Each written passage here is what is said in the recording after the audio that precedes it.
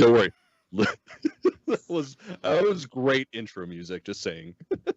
Anyways, welcome to Haunted Grove, a horrific podcast. Haunted Grove is a horror media review podcast with no set schedule, no censorship, and no idea what human flesh tastes like. But we're open to finding out. It's true. Your horrific hosts for this episode are Colin, Cameron, and Adam. And today we're presenting our spoiler review of Antlers, starring Keri Russell and Jerry T. Thomas. Yeah, man. Oh, man. All right, so... I can't believe we forgot the damn... Yeah, that's what the slap in the head was. Cause I was just like, oh shit, we forgot the what? Load up. We forgot to load up. Forgot our ratings. Oh my gosh. That's fine. We're too busy talking shit. It's going to be a surprise for everybody. It's early, so shut up, internet. Okay, so the log line for Antlers is: in an isolated Oregon town, a middle school teacher and her sheriff brother become embroiled in her enigmatic student, whose dark secrets lead to terrifying encounters with an ancestral creature.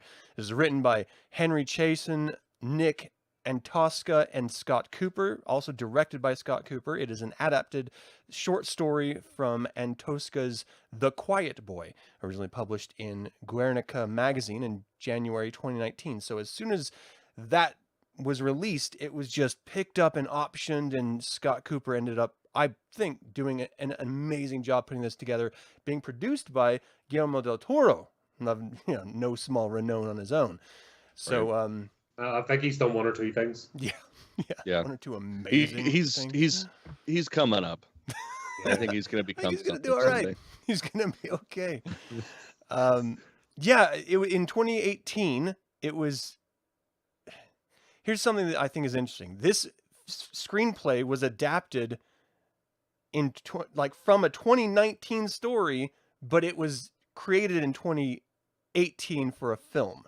Mm-hmm.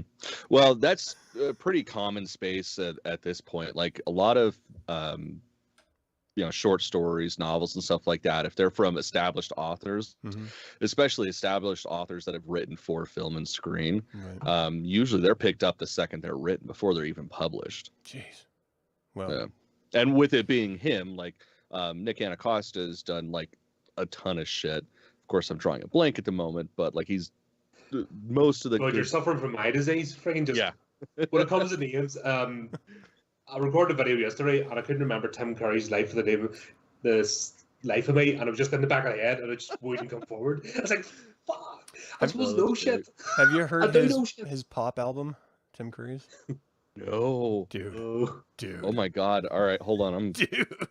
I'm putting that shit in my phone right now. Sorry, guys. It's next level stuff, man. Tim Curry. Now, is this like Freddie raps? No. Or it's actually good? No. It's Tim Curry, so it's good. It's not something I would ever seek out on my own if it weren't for Tim Curry. Oh my god. It's just him I can singing. actually get the LP for fucking $23. Dude. All right. Okay. So Tim Curry aside, this entire show is wrapped around the folk tale of the Wendigo, the indigenous peoples of the Americas. However, it's actually not about the Wendigo as much as it's about the Wendigo being a manifestation of addiction in the film, per Scott Cooper's purpose. And what I took away from it was slightly different. I thought it was all about abuse and trauma. And so there is a little, obviously, crossover there. But when you guys are watching this, I'm curious, what was your takeaway? Did you just see it as a monster movie? Did you see it as an allegory for something? And if so, what was that allegory for you? Oh, first viewing was definitely Wendigo. Like as soon as the Ojibwe lady, I forget what her name is, I had it written down, but my phone's over there. As soon as she started speaking, I was like, oh fuck, I bet this is going to be a Wendigo. Because I'm sure everybody knows my nipples get hard for fucking native folklore and shit. And that's like that whole tale of the Wendigo, that shit's just great fun. So yeah, I was pretty excited. Second time around though, yeah, definitely seemed like a story about abuse, like real heavy. Yeah, what do you think, Colin? Yeah, funny enough, was it last week? Yeah, last week Cameron and I really went into it because we were discussing native folklore, and we just went into because we were discussing Pet Cemetery, and we went into one about the Wendigo and the nature of its corruption, because I was a bit confused about it being an entity itself or a spirit that took over somebody. So we had that discussion. So get into this movie, I was actually better prepared. Okay. For the actual folklore, which was great. You know, it's actually this is actually useful. Yeah, Coming like from this primer. chat shit actually has a purpose. But if you don't understand the folklore, you can take a lot of things from this movie. But essentially, it's corruption, and it's similar to actually Tolkien. They dug too deep into the mountain and angered the ancestors. You know, that's the premise of this, but it's in turning people's own fallacies against them. Yeah. So should that be abuse or alcoholism or other types of addiction? Because in this, at the start of this movie, we see the main character, the victim. He's a loving father. You know, I mean, you see that scene. It's a rough, shoddy time, but still love. So you're He's seeing making that meth class to survive. I mean, you know, it's a statement Who about hasn't the been American Midwest. Yeah, but it's only a function. Do you know what I mean? He's only doing it. Yeah, as a he's purpose, doing which his is obviously best. job. Yeah, for sure. But he's being a good father to the kid. He's telling the kid to stay safe. There's family love there, so it's not as if the kid's a prisoner, which actually makes it more brutal as the story goes on. Yeah, and especially he's the one saying, "You need to lock me up. I am dangerous. I am sick." Like that point right there you're making, I think, is so incredibly important, because it's so easy to look at this and say, "Oh, he was corrupted and he's turning into a monster." But no, he cared even until the very end, even after he was totally transformed. He was doing his best to look after his kids. There's a strength of being a parent that usually manifests itself in shame, because most every parent I've ever talked to is convinced that they've ruined their kids in some way by some myriad of decisions they've made throughout their lives and actions they've taken. But if you're in a position where the only way you can make ends meet in the town that you live is to make meth and sell that, you're doing it for your kids, but it's clearly bad decisions, but there's some people in this, not just in this country, all around the world, that are just sort of left behind economically and socially. And they are the ones that are really trying to deal with life in wildly unfair terms. There's no such thing as fair, but just, for the sake of the argument, unfair terms compared to other people. And so they do love their kids. They love their families, but they're having to make decisions that are abjectly horrible, and even when those decisions come to bite this guy in his ass, he is still looking out for his kids, and he's trying his best. And it does, again, to your point, it creates a character that is not just monstrous in its manifestation, but also a little relatable as any parent, or anyone who's ever loved anything. Yeah. Yeah, and that's what makes this, I guess, is a tragedy. This is a grim. Yeah. I love this story, by the way. It's grim. It's dark. You're on the, you're unsettled by watching it. There's no if, buts, or maybes. But it's not cookie cutter stereotype, cardboard cutout characters. There's depth. And the monster itself is the result of corruption. Yeah. And the guy right up to the very end is fighting against it, even though you don't see too much of him, because it's all told through the lens of the young boy, whose name I've just forgotten. Clever. Jeremy T. Thomas was Lucas Weaver. Let's see, who was the dad? We got to call out the dad really quick. I think it's Frank. Scott Hayes, Frank. Because that actor lost 70 pounds to play that role. 70 Everybody pounds. in this fucking movie. Yeah, go on. Colin put it so beautifully. Like, everybody needed to be fed cheeseburgers after this. God, it was so grim. Like, those kids. My word, that was borderline child abuse. Oh my God! Really good makeup, because they actually looked ill. Especially the main character, right? When he was being tested checked by the nurse at the school. His back. Jesus, oh my gosh. Yeah, this is I've never seen in any of my memory in my entire life a horror film that's made me cry before. But watching this the second time, damn, it hit me so hard in just the the word you're using is grim. It hurt watching these kids go through this. And the entire situation, you know, because it's so real, you know, you take away the Wendigo part of it, everything in this is real. And it's just sad that it's so fucking real. And it's happening right now in all corners of the world. You know, children being abused by their fucking parents. Oh, god damn. We talked about this last night, actually. I had Christina Hogan, and we talked about this exact same topic. It's funny how it turns out. That scene in the principal's office, where the teacher's bringing the drawings, and she describes the town. Just set, you know what I mean? Take the Wendigo, like you're just saying, take the Wendigo apart. Just that scene in the principal's office where she describes the town where kids don't go to school because A, they don't want the teacher smelling meth on them, so they'll report them, or B, they're using the kids to move product. And the fact that everything's just run down, and they actually, like, stunning, beautiful scenery. Let's be honest, but they managed to make it, because the town wasn't like falling apart, it wasn't rusty and fall, but they still managed to give that effect, even using the mist. Like, normally you would look at it and think this is beautiful, but they actually managed to twist it. Well, I think that's like part of why it hit so hard. You know, it landed so well. Is because you have this stunning cinematography, beautiful imagery on the backdrop of pain. You know, I mean, it's just an open wound of a story. It was beautiful, and you couldn't help. I could not rationalize. I can't think of the word I'm trying to use. I couldn't marry the two, because I was lured in seductively by this environment and then just stabbed in the face by the story. Well, and that's one of the, basically the setting is one of the greatest characters of this film, because I mean it sets up just the tone of the movie altogether.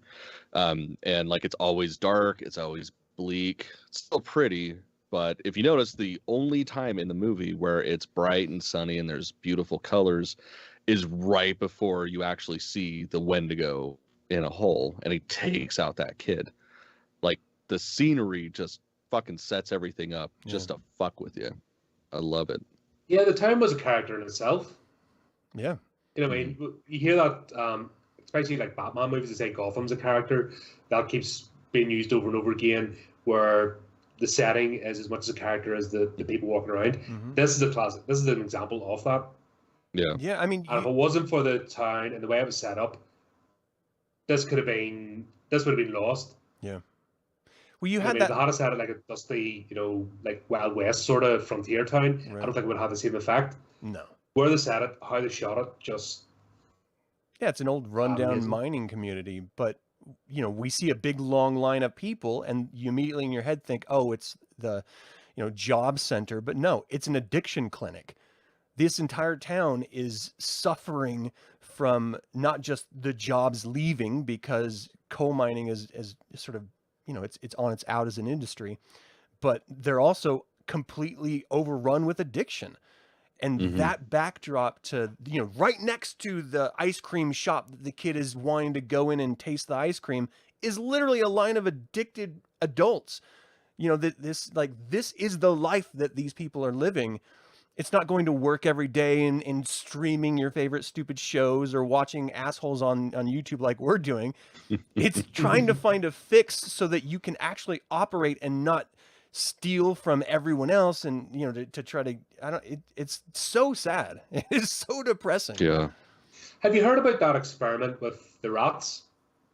Yeah, when you give them all the so basically they had two water bottles, one's half laced with cocaine, the other's ordinary water. And that's, I forget the name of the scientist, sorry, I'm just pulling this off the top of my head, but they said that the rat was more likely to go to the water laced with cocaine, but then another doctor came in, and what he noticed was it was a bare cage. The rat had nothing to do. So what he did instead was he built rat heaven. He built like he built like an enclosure. There was toys, there was things to do, there was tunnels, there was maze, but they still had the two water bottles. And what they found was, when the rat was engaged and had purpose, and basically had a fulfilled then engagement. No, it didn't touch the water with the cocaine. Yep. It just went for the ordinary water bottle. And then as they introduced more rats, they actually found that there was no wanting, even at the animalistic level, for the drug, because they were having a fulfilled life. They had, especially when there was it's not a pack of rats, sorry, but you know what I mean, a group of rats. Yeah. So then they had social interaction and bonding. Mm-hmm. We're the same. If you take that away, if you take away purpose, if you take away a reason to like wake up in the morning, go and do something, not just to lie and stare at the ceiling, you're not going to look for it. But if all you have in life is staring at four walls and nothing to engage yourself, and it doesn't have to be about money or buying stuff, but I mean purpose for your day, like getting on YouTube and talking shit, that all feeds into it. Then you don't want the addictive substances, but when you don't have that, then that's where this becomes prevalent. And I think that's what happened to you see it all over. You see it back here with the mining communities. The towns go to absolute rat shit because the mine was the focal point. It wasn't just a job; it was a purpose, a community, and then that fed out. The miners had money, and economics is movement of money, not having it. But you have $20, you spend $5 in the store. That lets somebody employ 2 people. Blah blah blah, and that's how people get fulfilled. That's how wealth happens. When you take that away, what have you got? I mean, it's all another thing about all your eggs in one basket. So a lot of these places that were industrial and only had the should it be mining, manufacturing, steelworks? When that was like the reason for the town, because I was talking about this last night as well. But normally the factory happens, the town happens around it. Yep. When you remove that, when you remove a military base, so anytime there's a military base, there always ends up being towns built up around it. Yeah. If you close that military base down, the towns die because once again, there's moving the money. Troops come in, they're out in the town the weekend, or they're going out. Their wives and the padlock are going out to the local stores. Once you take that away, no purpose anymore. For sure. Then that's where the corruption, and I think that's what the Wendigo represents. Yeah. Because that scene with the native, the chief, I don't know if he was a chief or a researcher. I don't think he gave his title. I think he was an academic anyway. He was a retired sheriff. Was he? Oh, right. But he was Native American, but he held a position as well. So he wasn't just a sheriff; he held a position. So he was like in charge of the folklore, maybe an interest. But he explained that the first instance of the Wendigo was because of starvation, and starvation that led to cannibalism, and that was the corruption. So. And that was the old thing. Because the white colonials came over and displaced all the native peoples, which forced them into that. Before. Well, that was that same scene when he was explaining it. All right, but sorry, Cameron and I had a massive conversation about that.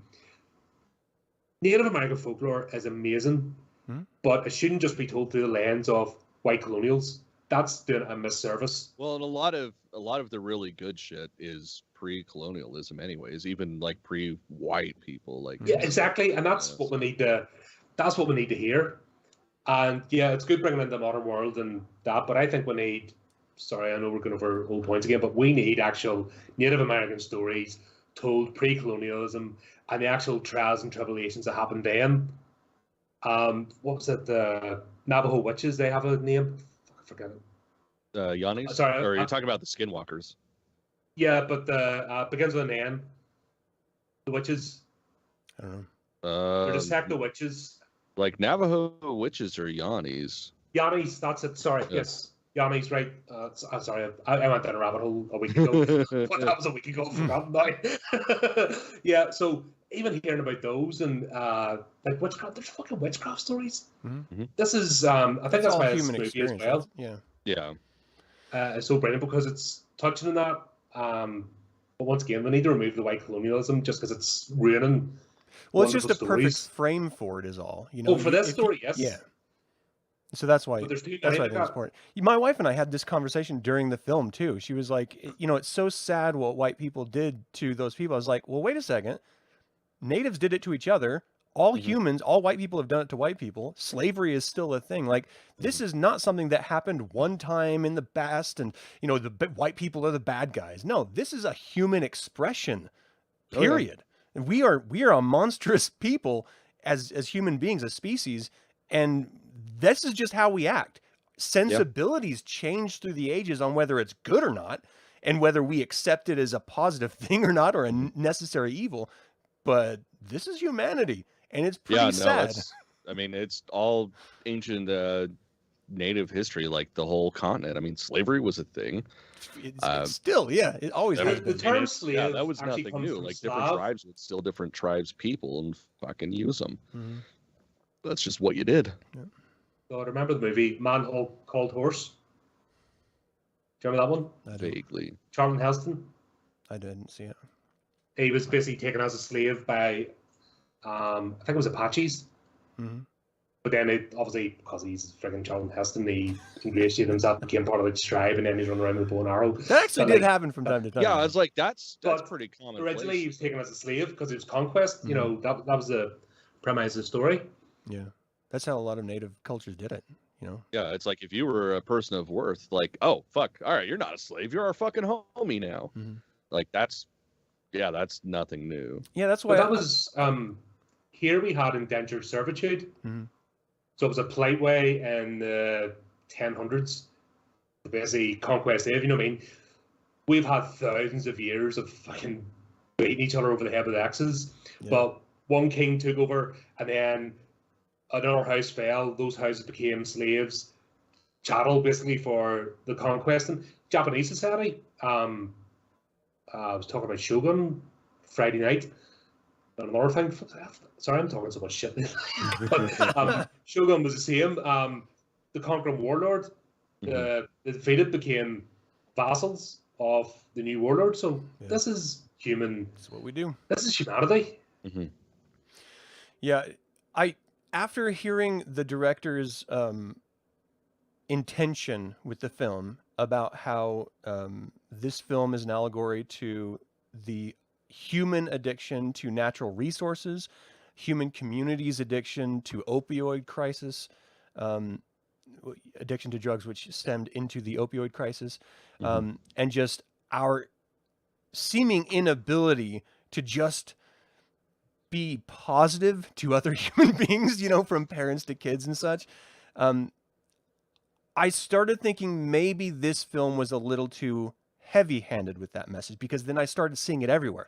But until he said it, I saw it as a completely different thing, and I didn't think it was heavy-handed at all. So with that in mind, and sort of reflecting back on the film, do you guys think this director was too heavy-handed with the message, or do you think that it just flew in, you know, nice and fluid way?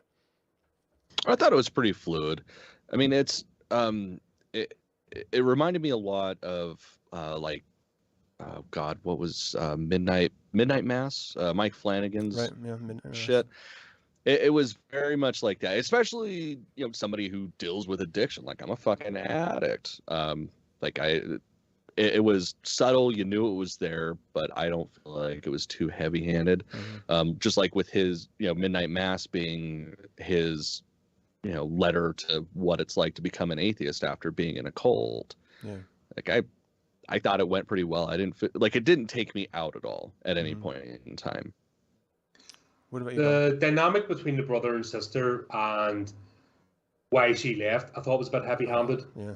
That was a bit, you know, just being in the setting enough. The fact she moved away, I don't think that added to the story. She could have just lived away for a while, came home after the father died, and the surroundings was more than enough. I think their side story kind of took away from it a bit. And that was a bit heavy-handed for me. Yeah, I mean, the director used that as a hook to force her into this kid's life, you know, as a sort of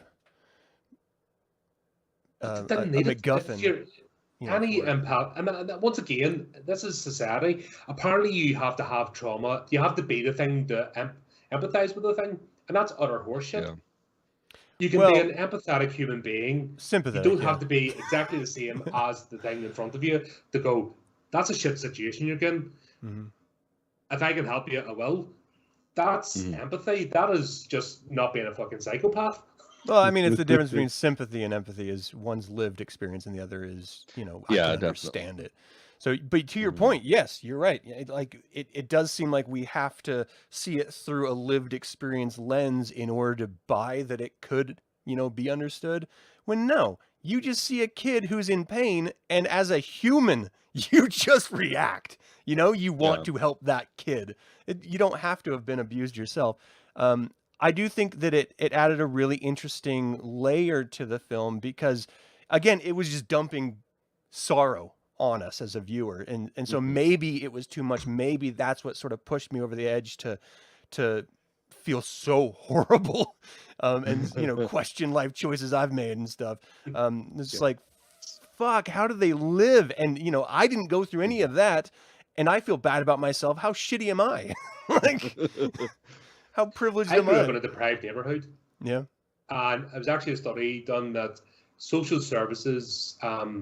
It wasn't the fact that we're deprived; it was the level of deprivation was when they decided to act. So, 90% of people were deprived, but it was just the level. And then I'm like in the same classroom as kids who have no structure in their life whatsoever. I think my parents were a bit overprotective. That's why I kind of had a bit of a late start and lost the rails and had to go and experience everything. But my parents were overprotective. But first of all, I had two parents. That was what's that? Why have you got two in your house? Why haven't you got two families? And this, that. Do you know what I mean? I was the oddball out.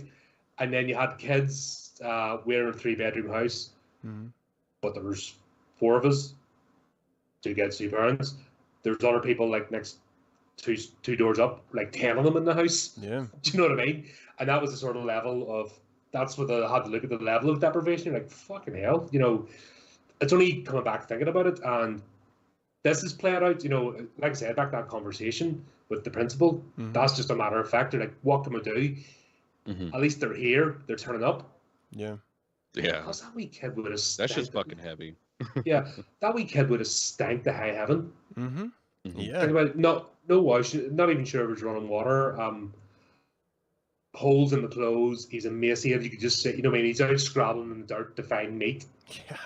As the corruption, So like the same with a skunk. Or that thing that was already eaten that he got a bag out to put it. The fucking raccoon. Yeah. Like that was even worse. Like the skunk, it's like, oh no, he's gonna kill it, but then he's like poking a fucking crow with a stick, like, this is mine. It's like, I called dibs. Damn, that's shit. Proper, Is that what I looked like dumpster diving? Yeah, it is. Oh man. Okay, so Keri Russell as Julia Meadows is sort of the protagonist in this show. How do you guys think she did? Amazing. Like I bought it completely. Like I agree that the brother and sister dynamic was pretty heavy-handed. I feel like if the movie was a little bit longer, they could have drawn it out a hair instead of making it so urgent that they had to like force it in so that the story could progress.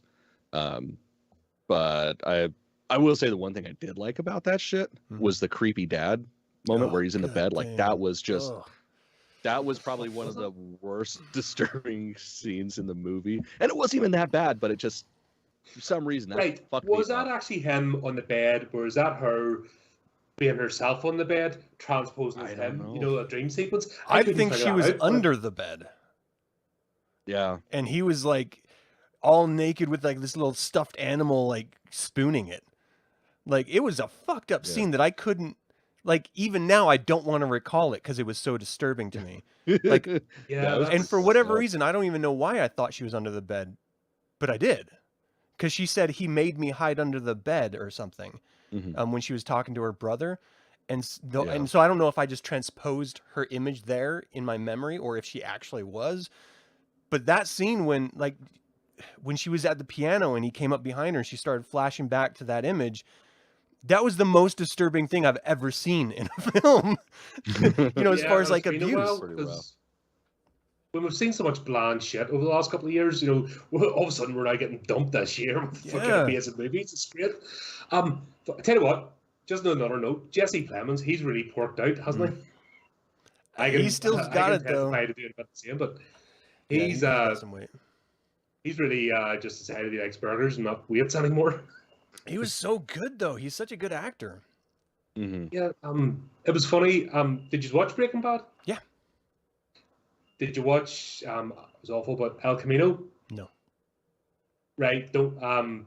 Yeah. Don't watch. It's not worth. It doesn't add anything to the story. But what was funny was they had Jesse Plemons, like acting currently in old scenes. Oh yeah. Just so funny because he's just bloated out, and his younger self's like super thin and tight, and then he's supposed to be playing himself younger, and it just looks weird.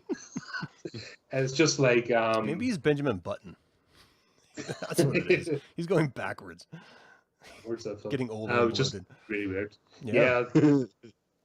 Breaking Bad, amazing. Better Call Saul. Don't watch El Camino. It's a pointless exercise. Yeah, it's not worth it. But yeah, Jesse Plemons.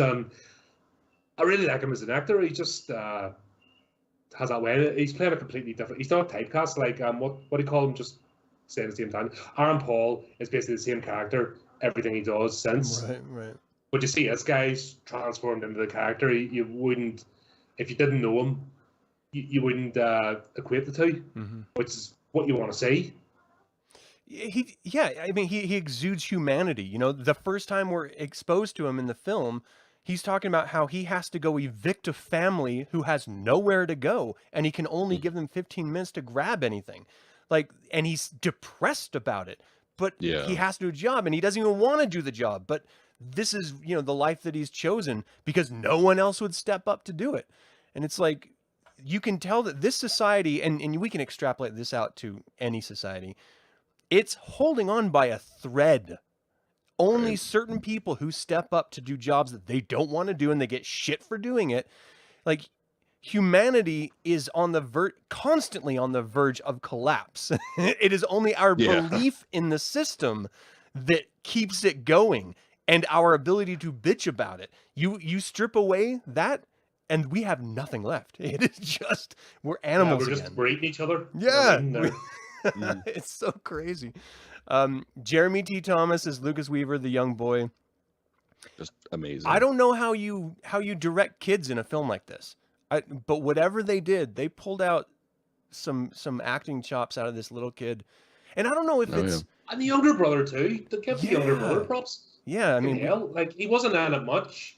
He was more of a plot point, but bloody hell, like, those two kids. Yeah. Like I said, like, the first thing I did after watching this message you two, go, fuck, I hope they give them cheeseburgers and fucking hug or something. They need hugs. Just hugs from their parents. Just an endless sea of I love yous. Yeah, it's not real. It's only pretend. Right, we're going into the dark room again of the fucking studio because.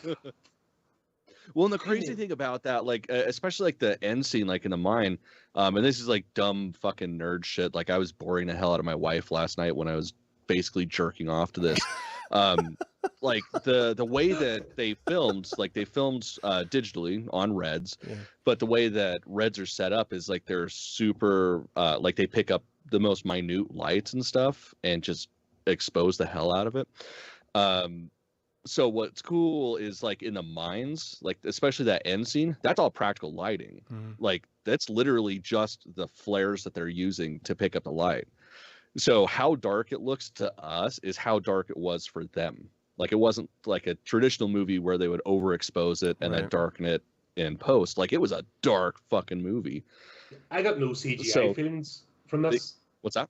I got no CGI feelings. Do a movie, you're like, oh, fucking no, CGI. They did a little bit of. Yeah, but you don't get that. Yeah, like, you know what I mean? They've done it, but they didn't have practical effect. You don't get the that. Most of it is practical. So they do digital stuff for like a couple hands or a couple mouth movements and stuff like that. But yeah, but that blended in. That's what I mean. You don't get that. Yeah, no, this was perfect practical blend of the two. But yeah, you couldn't have Guillermo del Toro not do a practical monster. That's his bread and butter. Yeah, you'd hear the news. Fucking film crew gets chopped up by Korea's director for bits of green screen shoved down their throats. Fuck you. Well, the design of the Wendigo too. You know, throughout history, we've just seen so many different variations on a theme and seeing how it can look. They took a lot of care in the sculpting of the actual Wendigo that I never even would have considered, because in my head, it can be seen as any antlered creature, right? Like maybe it looks like a woman in a shroud or something with antlers. But as long as there's antlers, then okay, it's a Wendigo. But they went into great care on how this creature looks, how it manifests itself, the fact that it comes out of the body. It's like this gestation, almost like Alien. And there's scenes in this, to your point about the flare light, that felt like Aliens. The film. It's just this beautiful homage to monstrosity, and seeing that be birthed, it felt earned. It didn't feel like, oh no, this is a monster in the darkness. When the kid's out in the forest and his father had already sort of gestated and he didn't know it, and that redhead came to pick on him, and then it like jumped out of the tree, the kid just like hightailed it. I was like, that is the thing that never happens in a horror film.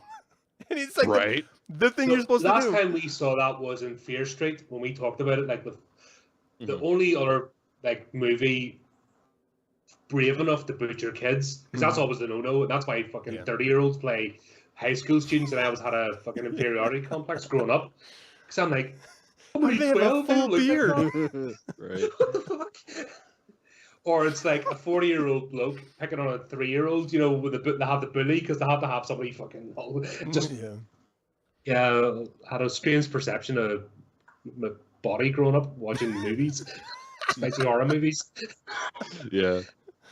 But yeah, this is the only time, apart from Fear Street, which is another, we talked about that a while ago, amazing series, they actually have that brave step of, kids are collateral damage too. Fuck you, you know what I mean? It's your meat. Yeah. Oh man, I love this film so much. Okay, so let's get into so this was filmed in the same location as the town of Rambo First Blood. So we clearly get this setting of, this is a timeless location that just looks beautiful and run down at the exact same time, because it was the exact same scenario back then. Economically disadvantaged people, a town that's on the end of its ropes. This is like the American trope right now, but it's not a trope as in it's happened. It's a trope as in it's happening. Like, this is a real problem, like all over the goddamn world. The Wendigo is also featured in Stephen King's Pet Sematary, which I never picked up on. I guess I only watched the film and I never read the book. So I never... Oh, God, dude. You got to... Especially because you're an audiobook fan. Like, you got to get the one that Michael C. Hall did. Okay. It's amazing. Don't read any of the reviews. Fuck all the people that said it was garbage. They're garbage. Yeah. It was amazing. Okay. I like Michael C. Hall. He's good people. Yeah. Fuck yeah. What was your favorite part about this? Let's start with you, Colin. Your favorite part about Antlers. Can you distill it? No, actually, because it's a journey from start to end. Because every scene had an integral part and brought you more into the story. I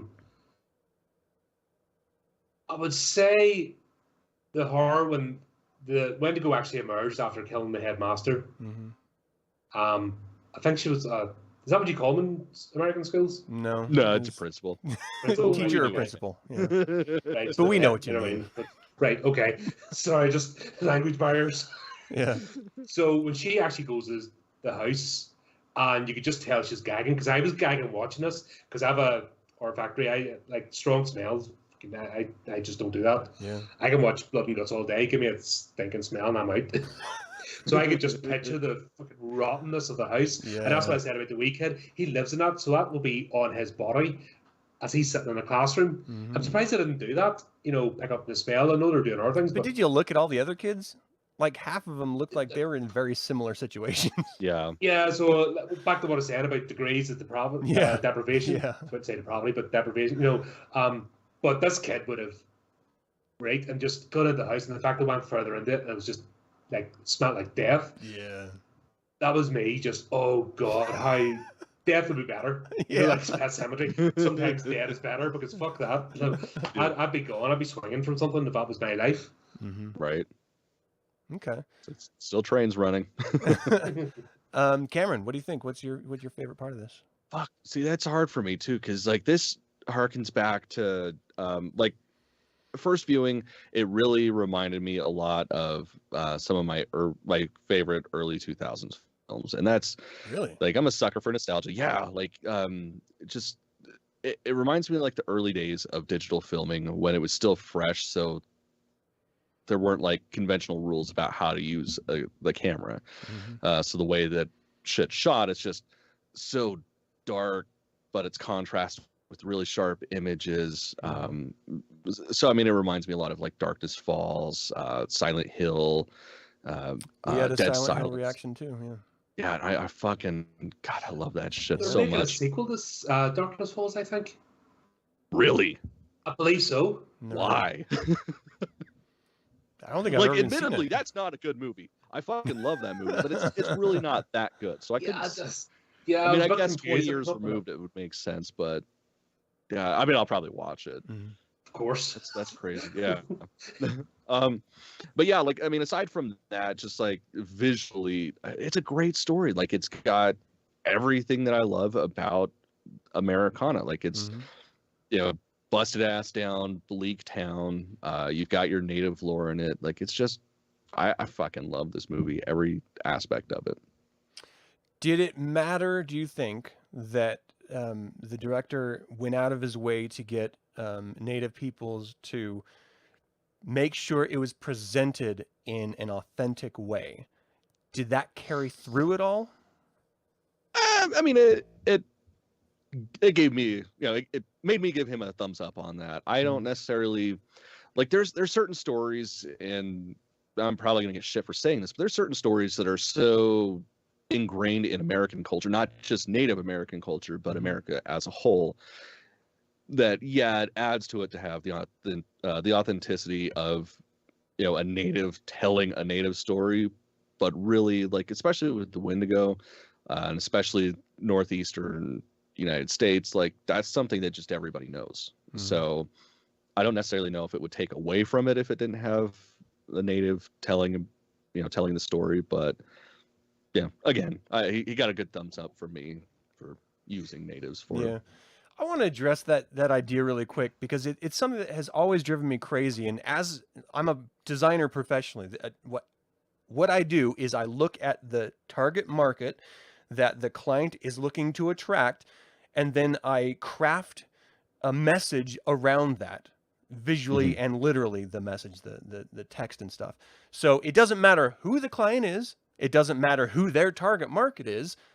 A talented human being is able to adapt and adjust. I don't have to have been a fly fisherman in order to connect with fly fishermen. And so the idea that you have to have a native representative in order to tell a native story, in my head, is ridiculous. It's nice that he did it, and it's nice that he made sure that he got things right.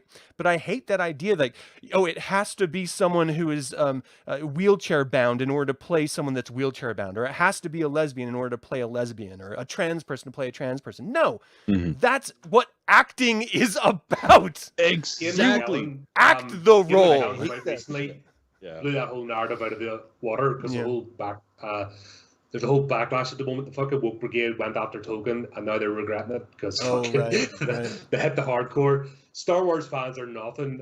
We talk about this as well. Star Wars fans are down here in terms of nerdism. Fucking Token fans are like out there, and they picked the wrong enemy this time. But even Ian McKellen, the founder of Stonewall, is even saying, "Fuck yous! It's only pretend. Stop with this bullshit. It's not actually serving any purpose." Yeah. I wanted to address that really quick, because it's so ridiculous that you don't have to do that to tell an authentic story. You just have to be good at telling stories. Yeah, exactly. Okay. Like, so I mean, I would argue that there are certain stories you probably should have, at least like this. Like, they set it up perfectly. They had somebody, an Ojibwe, actually speaking the language, explaining the mythology from the get-go. As far as I'm concerned, that was the perfect intro. They didn't need anybody else in there to essentially give native cred. Now, I love the actor that they had, and I thought he filled the role perfectly, because I mean, realistically, you need an old wise Indian man and everything, because why not? But white man trope, we gotta have it. Like, if he wasn't in there, I don't think it would have taken away from it. Because, I mean, like, the fucking kid knew what was up. Mm-hmm. They could have easily just gone through his desk and been like, oh, look at all these books. Oh, hey, there's a bookmark right here. What is this? Well, that's fucking scary. That looks like what he's drawing. By the way, And I there it would is. buy that art book in a Yeah. heartbeat. That kid's Fuck artwork. yeah. I Give me really wish they would do like a collector's edition and release that as, just like a 20-page book. God, that'd so be creepy so and good. sad. I love Yeah. it so much. Yeah. Yeah. That shit always gets me. Like, properly done children's art, which is funny because, of course, it's never children that actually do these. Yeah. But that shit gets under my skin so fucking much. Like, honestly, it reminds me of like serial killer art. Yeah. Because most serial killers are fucking shit artists, but they're fucked up enough in the head that Mhm. it comes through in the art. And I'm a sucker for that stuff. Yeah. Fucking Gacy. Mhm. I mean, Ah, God. I know. I wish I creepy had as some of this. shit. I'm like both of you. I can't choose a favorite part about this movie. It's a beautiful and terrifyingly sad film. Like, Mhm. I don't want to like it because it's so sad, but I Right. desperately love it because it's not afraid of being really as bad as it actually is, And it's not Mhm. like they're saying, well, here's some really bad stuff, but then here's some light stuff in order to sort of cleanse your palate. No, it's just like sad upon sad upon sad. Yeah. You're From just the drowning get-go. in the sorrow. And there's something really honest and unapologetic about it that is really attractive. I don't know. I hate that I love this movie, but I desperately love this movie, and I love to hate that I love it, Right. It makes me feel weird. Feel funny in my pants. See, those are like the best movies, especially when it ends on a low note. Like, this movie was just constant sorrow and misery, and you don't get a happy ending. No, You get a bleak fucking oh Christ. I know type what's of coming. ending. Yeah. And it's so Another day, it's goddamn gonna carry perfect. on, You never nothing. see that. Yeah, like even and this is maybe where it hit a little bit too hard for me, is like when he coughed it out, it was oil. Going back to that allegory of we're addicted to our natural resources, which is killing our planet, and so the planet is coming and manifesting itself to stop us. Maybe that was a little too hard. Maybe have it blood instead of oil.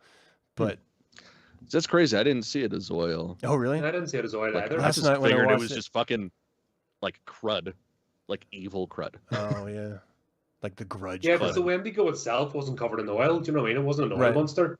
Right. No, yeah. It was a But I had manifestation of the earth, not the natural resource. Yeah, because that could have been like wet, you know what I mean? Soil even, just Yeah.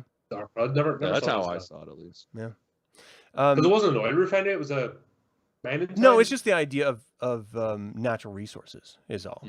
So it's going to be coal and oil and natural gas and just anything that strips the land. Anyway, that was just the allegory that the director was pushing on it. And so after hearing that and then watching it again, I picked up on a lot more of what he was sort of like shoving down our visual throats that I never picked up on until I heard him say that. Then I and I was like, oh shit. But this is the purpose of horror. This is something I've been going on about now. The purpose of horror is to unnerve you. Yeah. Mm-hmm. Now we're not frightened of the dark anymore. I mean, we're not kids. speak we're not, for yourself. We've all grown up. Yeah. Yeah, fine, whatever. You know what I mean? The usual stuff isn't going to frighten us. If you're a horror aficionado, that's not going to happen. So it's things, I guess, that actually reaches into different places and shakes it up a bit. And that nice little comfortable life, you start questioning, going, oh shit, we're only a hair's breadth away, just one incident or fucking, this could all be taken away at any moment. We're not nice and safe, and we're not at the top of the food chain. And I'm repeating myself from last night, but I kind of went in this rant as well. You know what I mean? That's what horror is about. Yeah. Yeah, definitely. And if it can do that to you, it's done its job. That's what's wonderful about it, because it's nice to have that feeling, because then you appreciate when you come out of it, well, actually, do you know what? I might have been pissed off an hour ago, but I'm actually all right because I'm not there. Yeah. Well, Right. there's this wonderful tradition of horror stemming from folk tales in order to scare you because of a message you're trying to teach someone, that was lost in the 70s and 80s predominantly by the popular horror franchises in favor of just jump scares and tits. And then it came back around, and Scream, the new Scream remake, made this really great point. He's not letting us go. Oh, calm down. I'm not gonna get into it. But my point is, they brought up this wonderful idea about, I like elevated horror that connects with an actual human experience, not just a cabin in the woods and a murderer type horror. And so that, the whole franchise is based around that movie in the franchise is based around the idea of traditional horror is shit, like the original Scream was playing into, but elevated horror is where the actual real horror is. And it's not a new thing, it's returning to its roots in storytelling. And that's what this film is. It's elevated horror. It's not just a monster in the dark. There's elements that connect to our very human existence, regardless of where you grew up on this rock hurtling through space. It connects with you, because that's the timeless DNA in us of humanity. We are animals, and we all have these shared experiences, either directly or indirectly, because of that. The most frightening villain's a human. Yeah. I mean, that's the dad on the bed. So creepy. God damn it. Yeah, that was far more terrifying than Wendigo. Wendigo just like, yay, that's so cool. That's like, oh god, I want to rip my eyes out of my head. Least favorites. Let's get to those. What do you think, Colin? I think it's one of the scenes between the brother and sister when they were having to go at each other, and it just brought an unnecessary antagonism, which once again it just pulled me out of it. You left, you don't know what I had to go through, or something. There was one or two of those scenes that just didn't need to be there, didn't help. Okay. When they overplayed her alcoholism, she's in the store and she keeps looking at the bottle. They did that about 3 times, and that annoyed me because then you only had to do it once, but then they had it like 3 times, and it was like, right, we'll get the message, we'll get the idea. Okay, you've had a drink problem, you're trying to get over it, but you don't need to do it 2-3 times. Apart from that, they're niggling points. Yeah, really, and an amazing movie. What do you think, Cameron? Really, the only thing that kind of, and it wasn't until last night watching it, like the 3rd or 4th time, I don't remember how many times I've seen it, is the scene right after they discover the ginger, when just for no reason the deputies at the sheriff's house, like, I understand the setup, like why he was there, at least for like the story moving, but it's like, why the fuck was he there? There's nothing going on. The fucking sister's at the home with the little kid. It's like, why is he being a creepy dude and checking in on her? Didn't make sense to me. But then of course it plays out. Yeah. Oh, okay. I was just. I mean, it worked out because of course then, that's when we get the Wendigo and blah blah blah. But it just seemed kind of out of place for me. There was something. No, there was a conversation that happened that led up to this. Shit. Was it though? Because I don't. Yeah, there was something. I don't remember them really saying. Didn't she ring him, or did the twig on? Well, he said, "I'm here," and the whole idea was that they were taking this kid into their house from the hospital, and they knew that the Wendigo was like a manifestation of their father at that point, right? Like they knew that there was a creature. They knew that the creature came out. They didn't know. That now that's interesting because I'm sort of meta referencing this. Yeah, I don't know. I just watched this last night.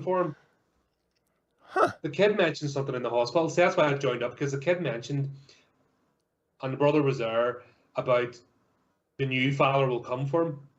Yeah. That was after the hospital, though. That was when he was at home. Because, that's when they were having the conversation of her, like, trying to break to him, like, hey, did anybody tell you while you're in the hospital your father's dead? And that's when he's like, no, my father's not dead. Yeah. Like, oh, but, my brother found his body. It's like, no, that was my old father. My new father's going to come for me. All right, I completely glossed over that, but I didn't. Yeah, so it's like, because, I mean, the first time I watched it, it kind of made sense, but as I think about it, it's like there was not really any setup to have the deputy there checking in on him. Just because the plot needed it to happen, to get moving along. Yeah. Yeah, and I get I missed that. I missed that completely. Not much setup. But so here, it's sort of a broad scope. they knew that something was going around murdering stuff. So there is an entity, a bad guy, a monster, a bear, whatever. So he knew that was a problem. This kid was connected with everything that was going on. And so it makes sense that he would want someone there to protect him when all this bad stuff is happening still. Yeah. I don't know. That's how I'm piecing it together in my headcanon. But you're right. It does seem like there was a scene missing in order to really pay that off. It would have to be. God, like I filled in the blanks myself. Yeah, I yeah, genuinely, I did just too. genuinely, Yeah, okay, pink, like pink. that- It was a natural, Yeah. oh shit. The father's been killed, But the that- boy's in that house. Yeah. I'm stuck here. But it speaks to the point of, least favorite in a film that's just great. You got to Yeah. nitpick. Yeah, we're really nitpicking here, aren't we? Yeah. Like, really. Yeah, that's exactly what it is. It's like trying to find something to not like about this movie. That's interesting. It's horrible because the whole time I'm just thinking about that actor and how much I desperately love that actor and everything he was, from Love in a 45 to Empire Records to this to the director's previous film Hostiles. Like, he's just such a great actor. And then, him getting killed, I was just like, no! That was my Right. sad moment. Like, fuck, kill the kids. Don't kill him. I like him. Because I'm a monster myself. Yeah. I don't have a it has to be something nitpicky, like what you guys are talking about. Like, maybe there should be a transition scene to get the cop there watching over the house at night in order to really hit it home, but I just don't know that it needs it. I don't have anything about this film that really makes me, that takes me out of it, you know what I mean? Like, it's all there for me. I don't know. Maybe the fact that it's so grim that I like it, and that tells me something about myself. That's what I don't like. That I'm dark and black. Hey, you know inside. what that's about. All right. Well, let's talk about. Is it worse that I liked it and didn't feel bad about it? I think it might be. It just means you've grown. You own yourself, and I'm still fighting to own myself. IMDb has this at 5.9 out of 10. They're fucking. I don't know idiots. how that's possible. I just don't. I don't know how you go into. It's got to be because you feel bad, But then why would you Probably. watch a horror film? Oh, fuck, but this has been, like, we've been talking about this for a while. This has been going on for nearly a decade now. The mainstream, like IMDb, Rotten Tomatoes, is no longer reliable sources because Right, they're ever? pushing one narrative. And if you look at the audience score and the critic score, the two are not in sync. And this has been a battle, and a lot of it's ideology, but a lot of it's fucking nepotism and stupid fucking people in the wrong positions. Well, just And- to throw like a rock in the mix of that statement, Rotten Tomatoes has 60% tomato meter, which is all of the critics. The audience has it at 68. So there's only an 8-point spread there. That's still. It's like I I don't don't understand. That's Like, It makes no sense. this is everything good about horror. Yeah. Maybe it's because there weren't tits in it. I guess. That's the or only are thing people I- just so conditioned to fucking cookie cutter bland shit probably that now that we're starting to see a resurgence of proper horror movies, that the pendulum's starting to swing back from the fucking mediocrity and people can't cope. I don't know. You know what I mean? Yeah. Yeah, I don't it does not stick with my lived experience, And it reminds I just a friend Aaron sent me this book called 4 Arguments for Getting Rid of Television. It was written back in the 70s, but it talks about this idea of reality and how we are experiencing life not through reality. We're experiencing reality through other people's filter and being delivered to us in news and seeing places that we've never seen in our own eyes with our own feet on the ground and thinking that that's the truth of that place. So it questions this whole semblance of what is reality if I've never actually experienced what I'm sitting here arguing in favor of or against.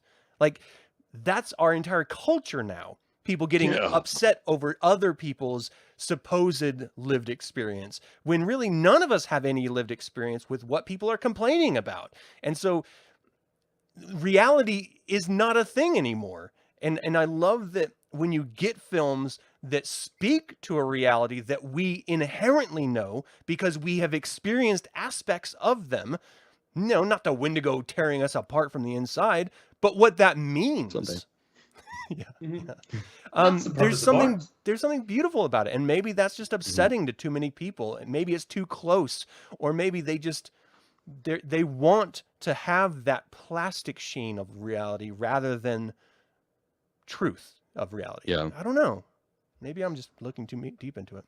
No, this is, and that's why there's been such a strong reaction, and that's why the pendulum's starting to come back, because these small group of people who live in a bubble, the navel gaze, they don't actually have any introspection whatsoever, and they just give out sound bites. Like, there's nothing genuine. Whatever the latest trend is for virtue signaling, people have nice shiny good guy badges, that's it. None of them are actually mean it. Just, I'm a good person. I'm giving out the latest soundbite. No one has actual introspection anymore. Mm-hmm.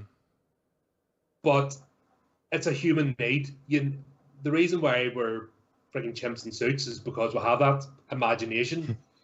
Yeah. And if we don't get it back, we're going to die as a species. Mm-hmm. Well, one can. I mean, the Property series, Raymond D. Feist, there's a racer called the Serrani, very, very closely based in Japanese culture. But what he was saying about that race, why it was dying out, is because they were singing all the old songs and nobody's making new ones. Mm-hmm. And this is what's happening in media: is rehash, remake, reboot, rehash, remake, reboot, nothing new coming out.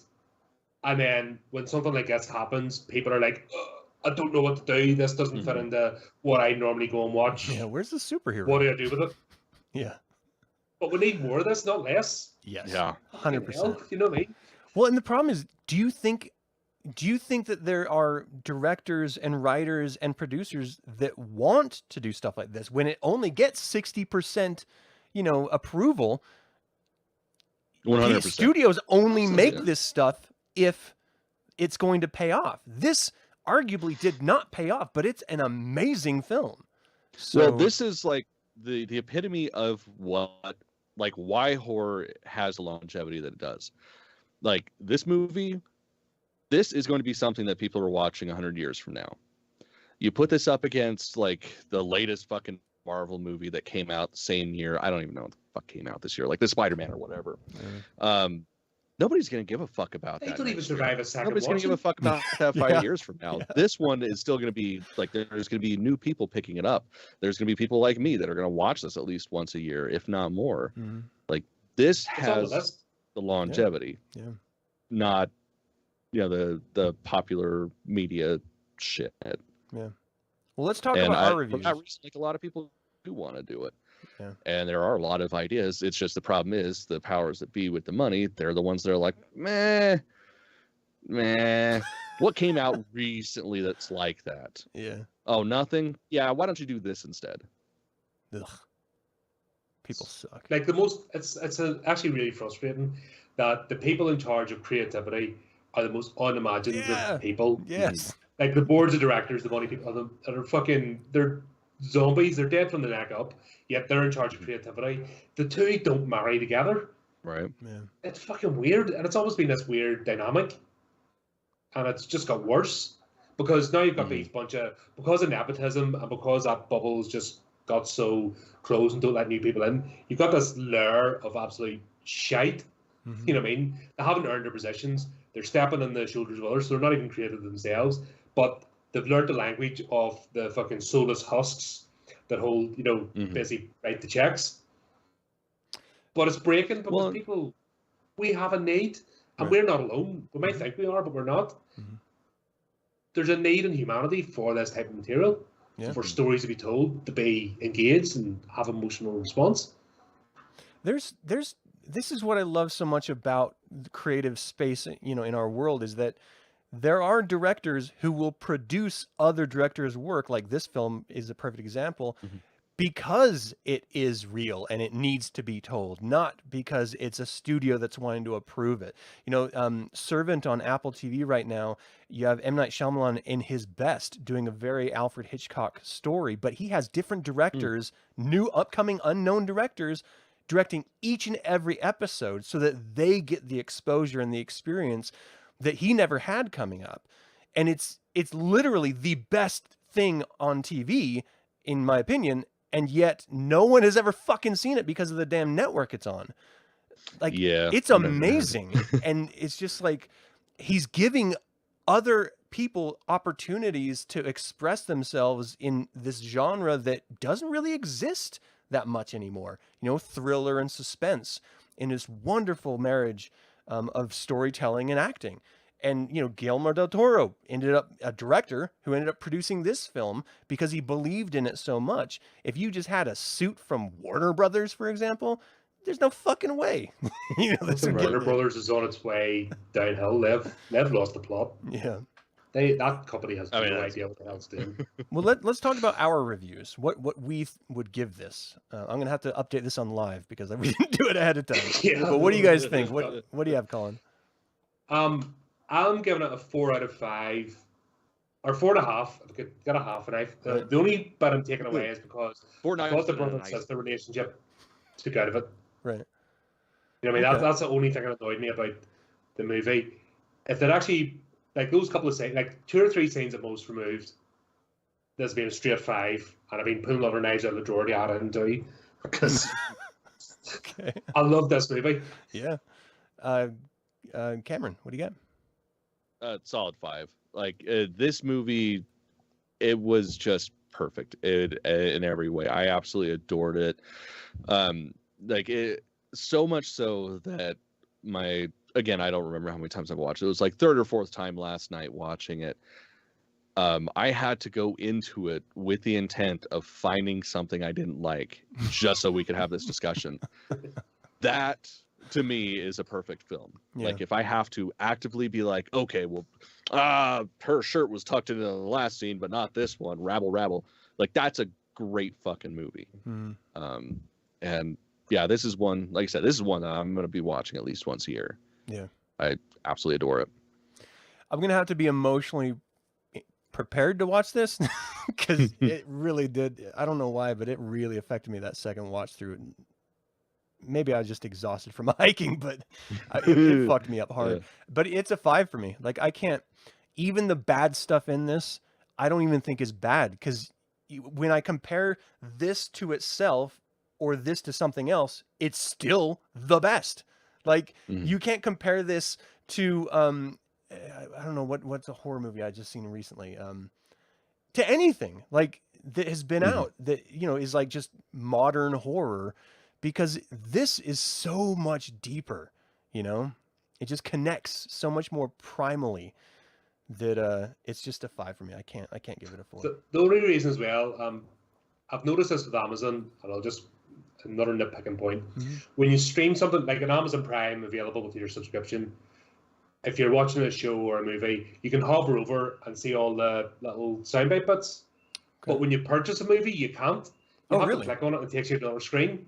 That's really fucking annoying. So when I buy something, I actually get less, because when I'm just streaming as per my Amazon subscription, I can hover the mouse over and I can get the little, you know, who the actors are in the scene and the little bits. Wow. But when you purchase a movie, this is the second, third time I've noticed this. When you actually purchase a movie, that bit doesn't appear anymore. Huh. That really pisses me off, because like in the second watch, I want to hover over and I want the little annotations and the notes so I can get more into it. Yeah. Instead of having to read it separately, I like it to be there while I'm going through the movie. Yeah. So that's another reason for my half a knife missing. Okay. Fuck you, Amazon. You're ruining our shit. All right. Well, that is it. Is there anything else you guys wanted to talk about with this film? Nope. All good. Excellent. More, please. All right. Yeah. Seriously. Well, thank you all so much. Give me like 30 more of those. Yeah. Thank you guys so much for joining us for this horror. I just have to read, and I couldn't even do that. Thank you for tuning into Haunted Grove, a horrific podcast. The only way you can find out when the next Haunted Grove episode is creeping up through the shadows waiting to jump out at you is by subscribing and clicking the damnable bell. I hate that bell, but you got to do it. You got to. Or else Wendigo is going to get you. Don't forget to like this video while you're at it. And don't forget, if you want to survive between now and our next episode, don't lock your cannibalistic family members in the attic and then enter to feed them. That was my least favorite part. That was it. I'm going to go up there and feed them. Like, what? Are you crazy? You're going to get eaten yourself.